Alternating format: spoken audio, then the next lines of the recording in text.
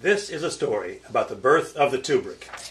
During a project-based learning workshop in Indiana, I saw my friend Steve Lozer doing an activity with teachers where they used 3x5 cards to design and to refine driving questions for their projects.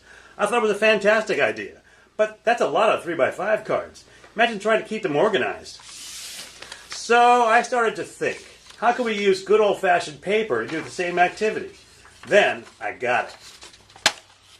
And it's called the Tubric. Yay! It's self-contained, it stays organized, and it's easy to use. You just slide the paper in the slots to help design and refine your driving questions. How can I create a Tubric for my classroom? How much? How much? How much? It doesn't cost a thing. Just download the Tubric for free on our website. Click on the tools. Assembly required, instructions not included, application open-ended. It's project-based learning. To download the Tubric and learn more about driving questions and project-based learning, go to BIE.org. The video was inspired by our friends at Common Craft. Tubric, Tubric, Tubric, Tubric.